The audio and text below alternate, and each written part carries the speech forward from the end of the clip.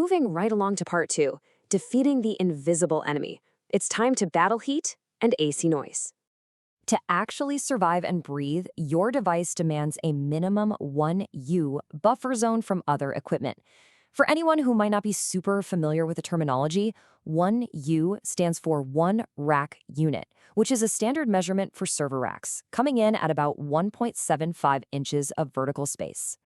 Physical isolation is an absolute must to let the hardware safely dissipate heat. You have to leave those empty slots between the hardware units.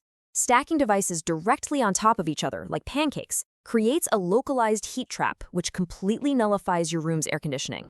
The heat generated by the devices just has nowhere to go, and that raises their internal temperature well beyond that 40-degree ceiling we just talked about. But heat isn't our only invisible enemy here. AC noise is an insidious force. It can completely destroy call quality by introducing static, weird hums, and dropouts. You have to actively defend your lines. The rules are super strict.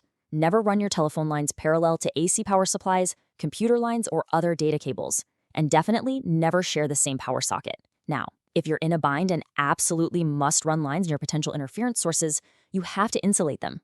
The manufacturer highly recommends using shielded twisted pair, or STP cables, or utilizing conductive adhesive tape to physically block that interference from reaching your voice data.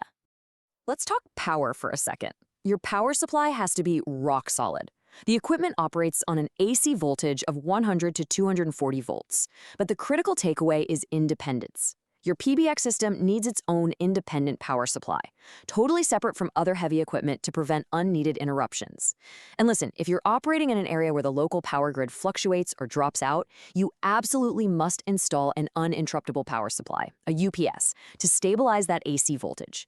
Sudden, violent voltage fluctuations can and totally will bring your entire network down.